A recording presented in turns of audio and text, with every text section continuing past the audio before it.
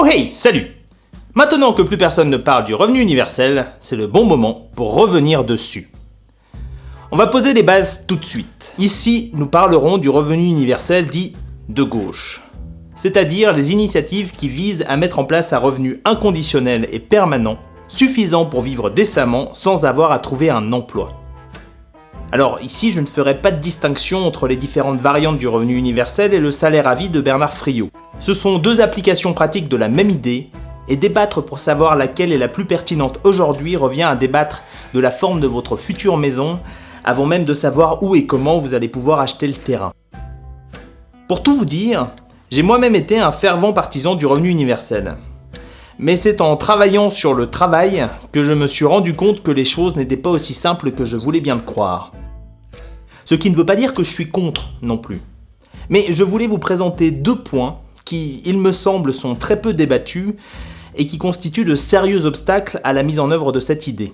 D'après les réponses que j'ai reçues à la question « Pour vous, c'est quoi le travail ?», dans les commentaires du précédent épisode, il semblerait qu'une bonne partie d'entre vous vous passeriez volontiers de ce fameux travail, pour ne pas dire plus. Mais il faut faire attention à ne pas tomber dans du sociocentrisme.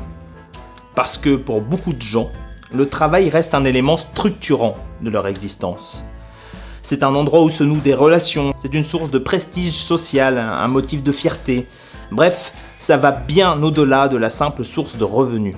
Tout ça pour dire que si le revenu universel peut apparaître comme libérateur pour certains, pour d'autres il sera vécu, à tort ou à raison, comme une menace. Le revenu universel n'est pas juste une autre façon de distribuer l'argent. C'est une reconfiguration totale de la hiérarchie sociale des tâches. Pour schématiser, les activités hors travail seraient revalorisées et par conséquent, le travail rémunéré n'occuperait plus seul la place royale du classement. En soi, ça ne serait pas forcément une mauvaise chose. Sauf qu'aujourd'hui, le monde du travail est un chouïa tendu.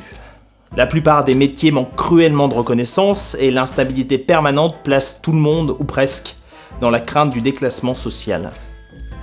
Bref, dans un tel contexte, une modification aussi radicale des relations entre les individus et le travail ne manquera pas de créer de très très vives tensions. Et ces tensions existent déjà en réalité, comme en témoigne la place prépondérante qu'occupe le soi-disant clivage travail-assistanat dans le débat public. Sans une longue préparation en amont, le revenu universel risque d'accentuer ces crispations à un point qui ne pourrait que rendre sa mise en œuvre extrêmement périlleuse. Le deuxième obstacle est assez costaud lui aussi, c'est la façon dont est organisée notre économie aujourd'hui. Les structures de production actuelles ont besoin de s'assurer que les gens acceptent de travailler ensemble et surtout acceptent de faire ce qu'on leur demande. Or pour ça, le salariat reste l'un des moyens les plus efficaces. Vous faites ce qu'on vous dit, sinon vous ne pouvez pas payer le loyer.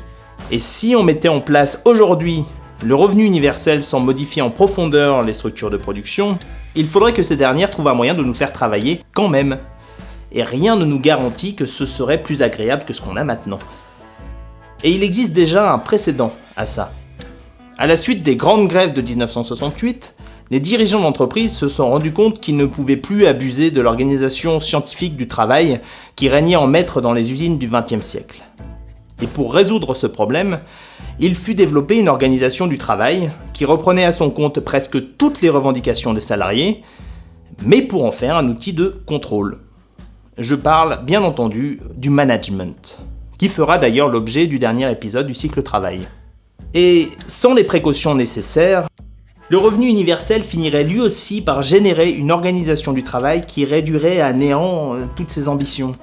Son management à lui en quelque sorte. D'ailleurs, la multinationale Uber nous donne un avant-goût de ce que ça pourrait être. Elle s'est rendue compte qu'en transposant les méthodes des jeux vidéo addictifs comme Candy Crush à son business, elle pouvait contraindre très efficacement ses chauffeurs, tout en donnant l'illusion que c'était un choix de leur part.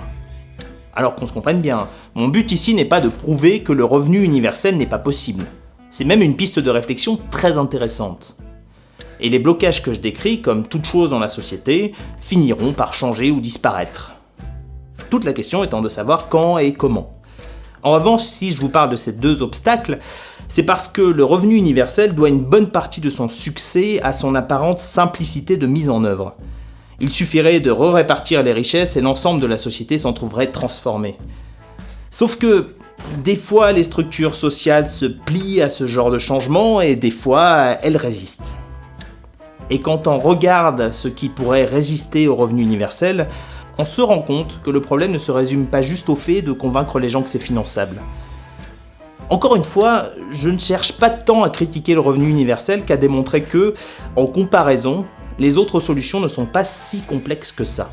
Et pendant que le revenu universel était au centre des attentions, il y a pas mal de ces solutions qui ont été rappelées.